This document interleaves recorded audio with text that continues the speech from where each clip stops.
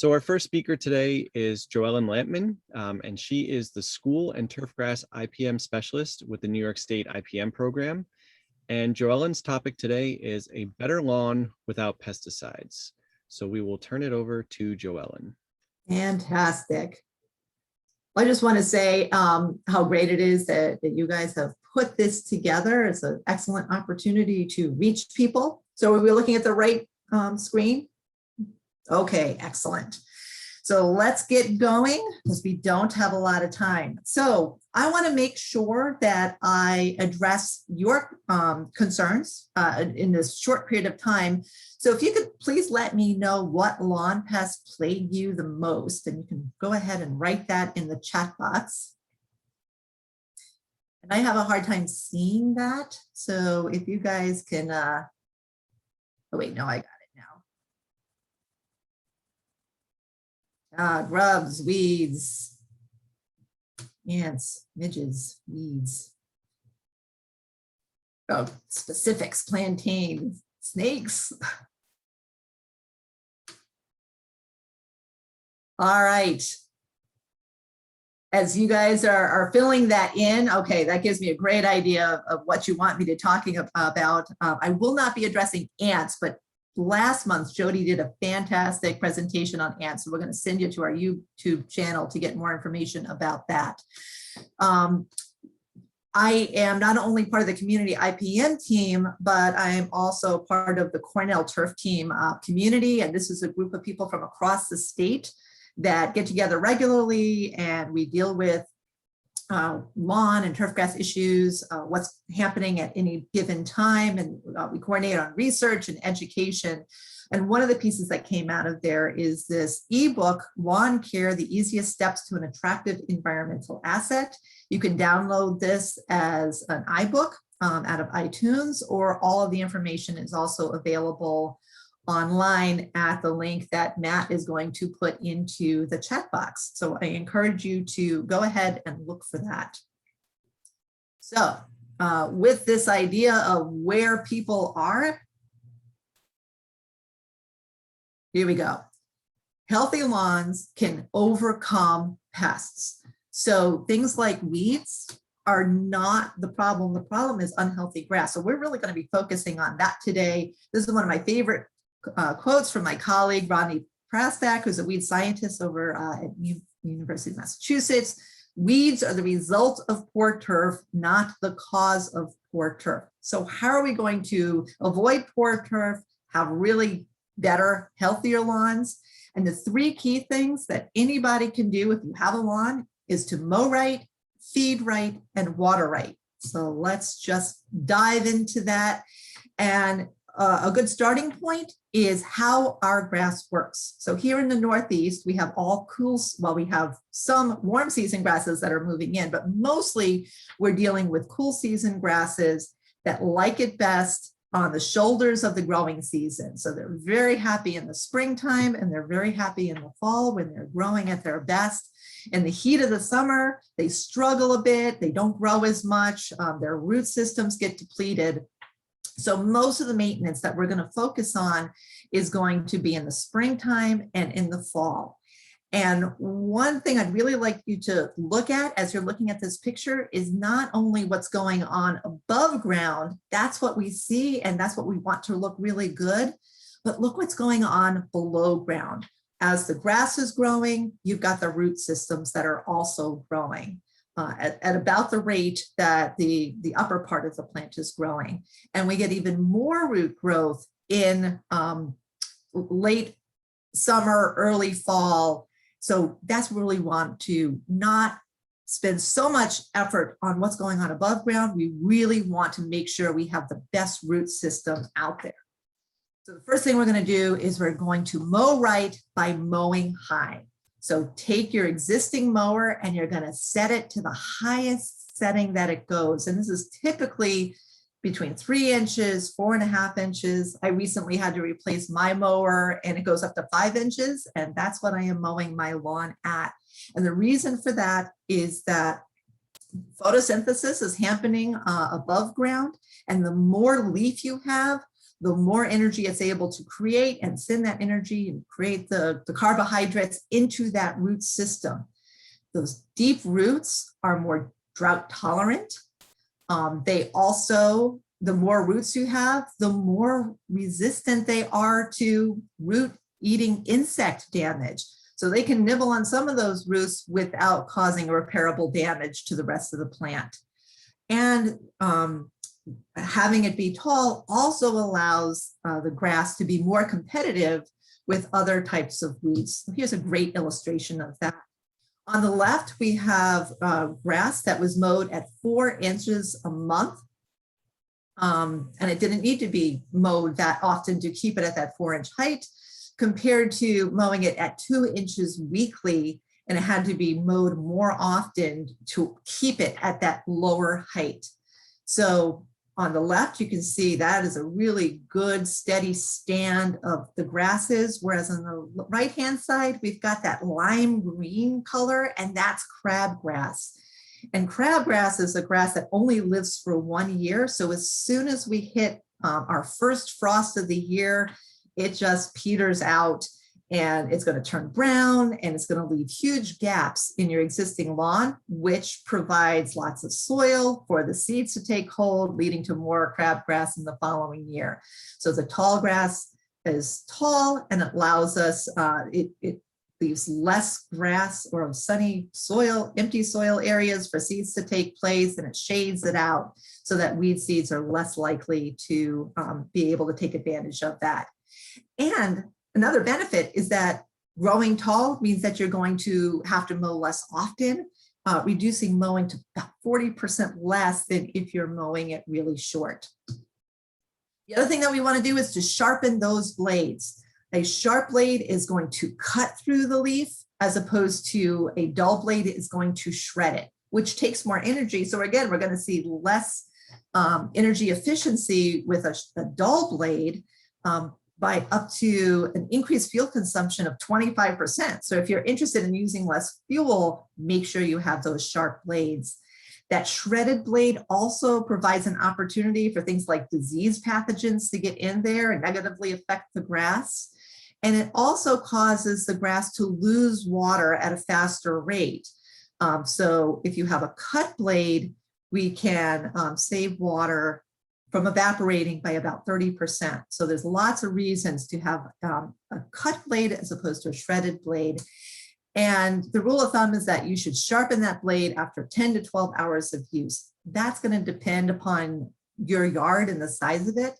So if it takes an hour to mow your lawn, after 10 mowing sessions, you need to go and you need to get it sharpened or do it yourself. There's information on how to do that in that lawn care iBook that I mentioned. You also, we're going to mow it often. So we don't want to cut more than 1/3 of the leaf blade.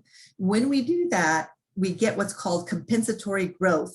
So the plant is going to take resources from the root system to really shoot up to cause growth that's going to happen above the soil. So we're reducing our root health by causing that compensatory growth.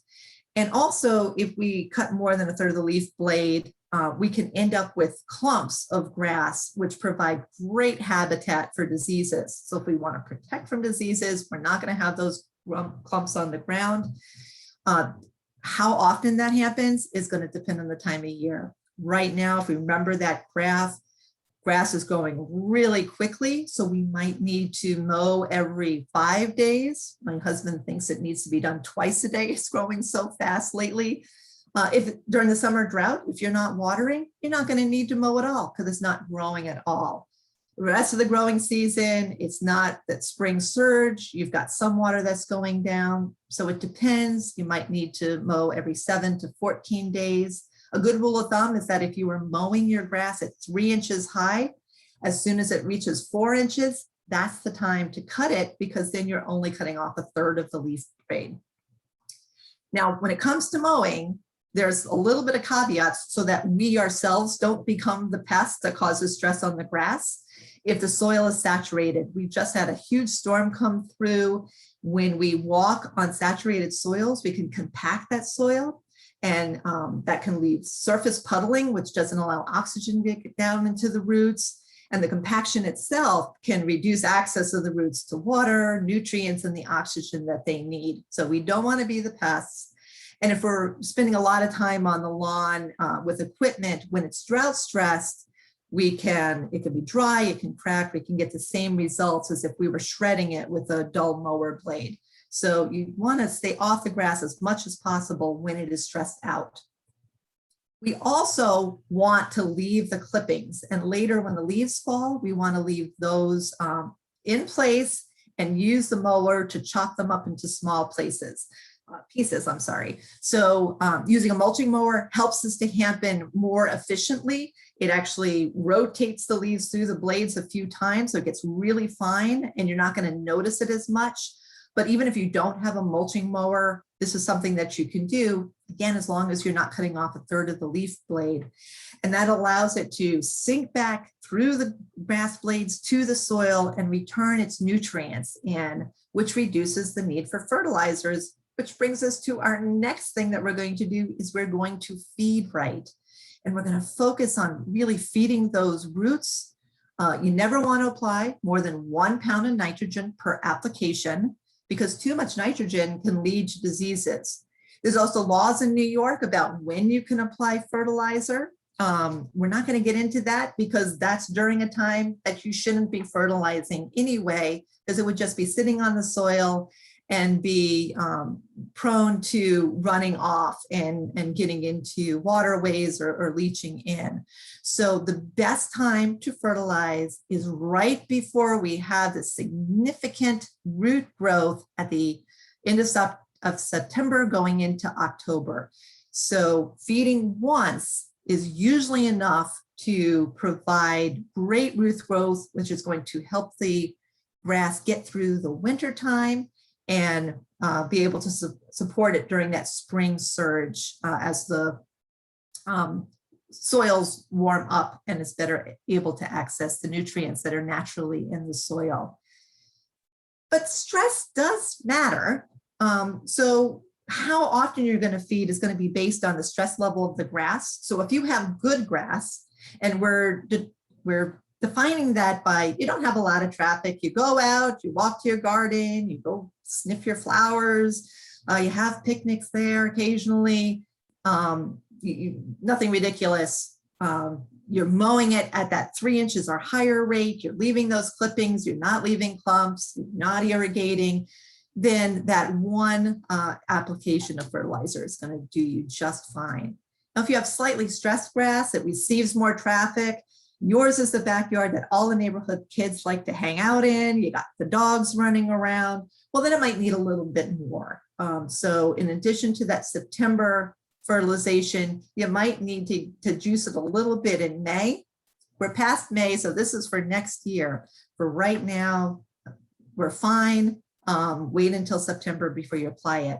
You know, if you have what I'm calling a challenged lawn, which is used very often, and I'm talking high school football field often, it's just getting beat up, or you're mowing it shorter than recommended, you're mowing it at 2 inches, you just really like that golf course lip, you're removing the clippings, then it's going to need even more fertilization. So you're going to give it a small shot in May, a small shot in June, in addition to that September, October application. And that stress level really does matter, because that good lawn that you have that's mowed high, that's getting adequate nutrients, can withstand greater numbers of grubs. And grubs was something that was mentioned a lot of times in the problems that you're dealing with. So a good lawn can stand 12 to 15 grubs per square feet, as compared to a more stressed lawn, which can only tolerate 8 to 10 grubs per square foot before it starts to show damage that can be irreparable, and action really does need to be taken. We have information on how to do this scouting on our website, and Matt's going to put the link in the chat box on how to get to our What's Bugging You White Grubs section. So we encourage you to go there to learn more. We're also including information on using nematodes or biocontrol for the control of white grubs in lawns that Mara has put together. So that link is also going to go into the chat box.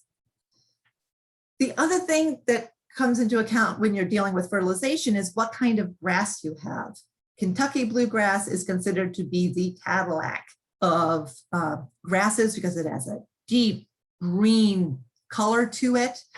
But as you can see, it needs a lot of resources. So if we don't apply any fertilizers to it, it struggles. There's a lot of bare ground and the weeds are able to move in. If we use those 2 applications a year, it looks a lot better. We still have some weeds in there that may or may not be good enough for us.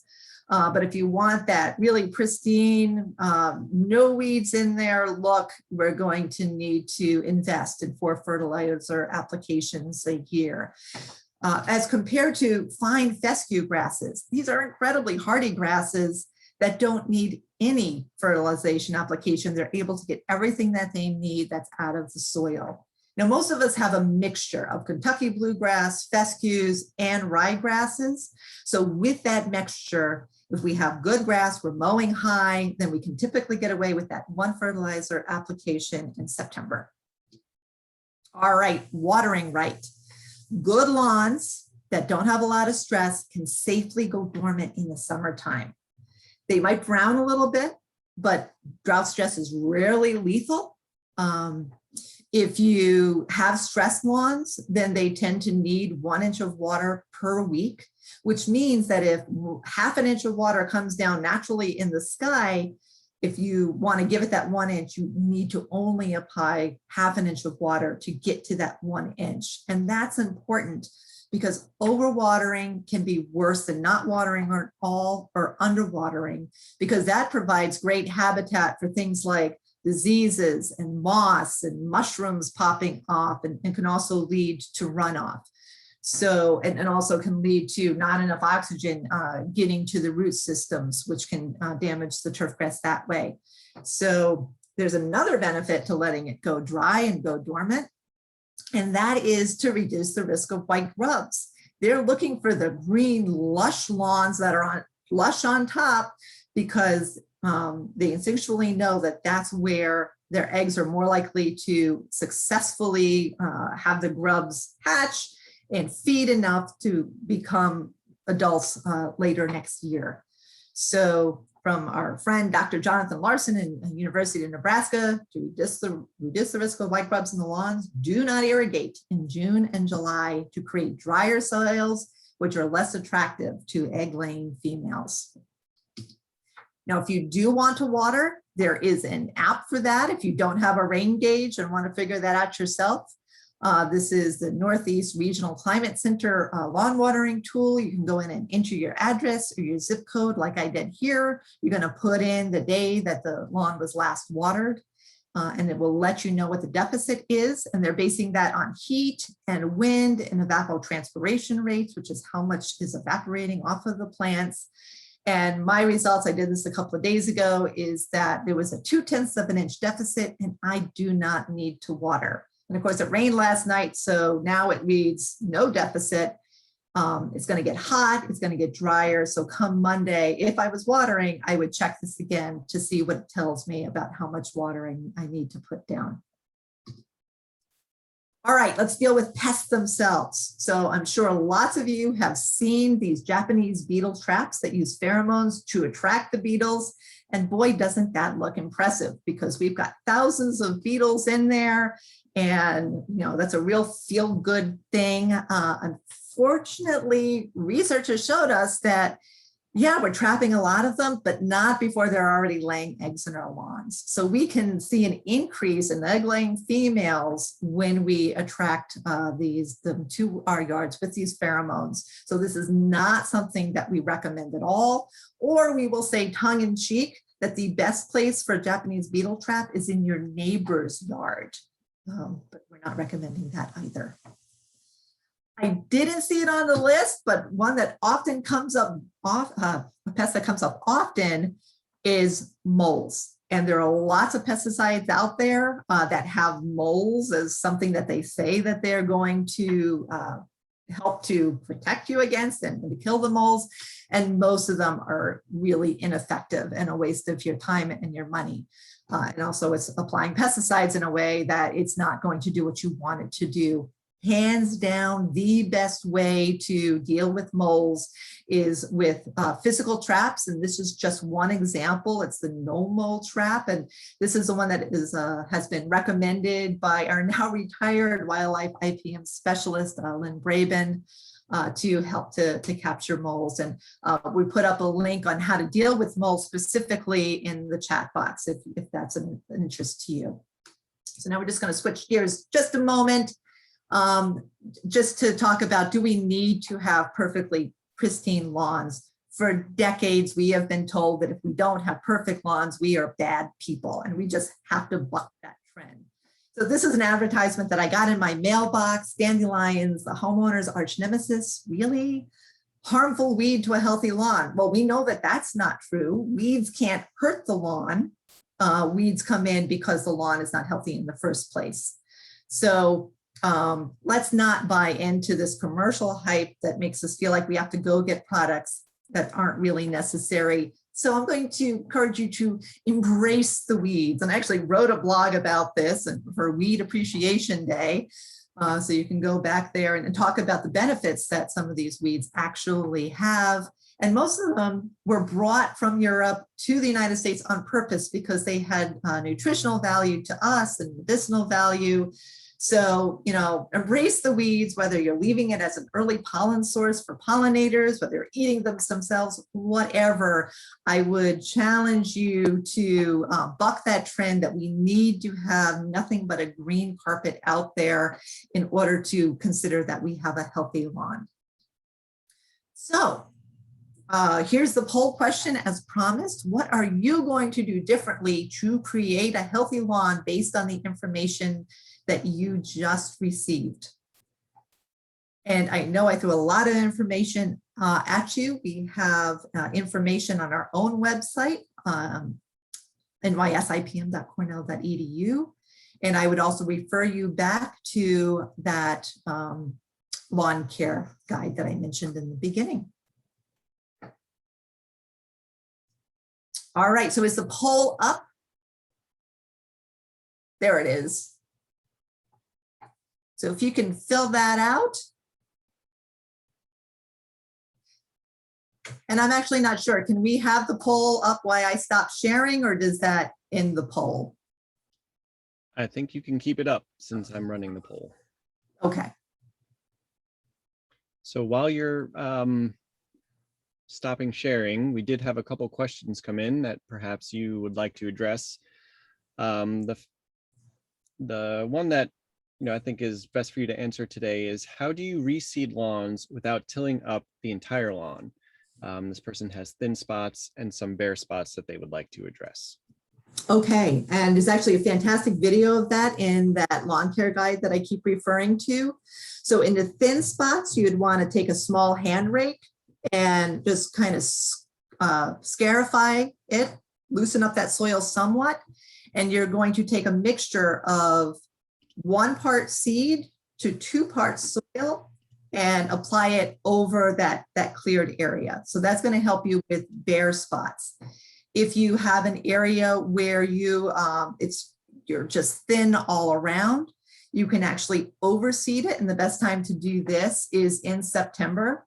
And choose the lawn seed if you're doing this. That's going to be heavy on perennial ryegrass and the fescues, which are more hardy than the Kentucky bluegrass.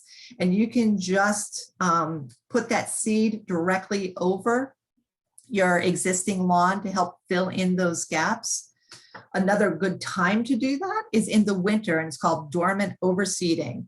And you would wait until there's a big snowstorm coming. You put out the seed, the snow comes and it's going to weight it down to push that seed into the soil. And then as it starts to melt, it's actually going to, the melted snow is going to go through the soil profile, and it's going to pull that seed down, creating even more soil seed contact. So then in the spring, the seed's going to get a jump start on the weeds once we hit the warmer weather.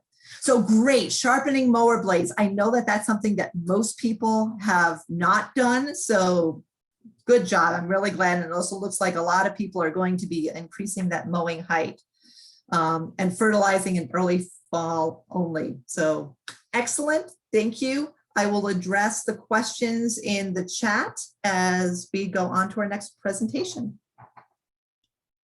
Great. Thank you, Joellen. So yes, there were a few other questions for you to address. We're going to, in the essence of time, I'm going to give a quick presentation today about avoiding the sting, inspections to locate and remove wasp nests. And Amara, if you could just confirm that I've shared this correctly. We're still seeing your editing view of PowerPoint as if you haven't started the presentation, or maybe we're looking at another screen, or maybe you need to swap displays. Bring your shared. Oh, okay. Sorry, folks. How about now? That looks good. Okay. All right. Sorry about that. So real quick, this is our IPM minute, and hopefully it'll just be a few seconds here. But this is the situation that we're trying to avoid at the end of the year, is having large numbers of yellow jackets and other wasps near the home, which may represent a stinging risk. So one thing that we can do is to identify nests around the home. And these can contribute to high populations and sting risks of the wasps that are present. Large nests, such as this one, would require professional help to address because of the large number of wasps that are contained within. However, this time of year, nests are very small and can be very easy to manage.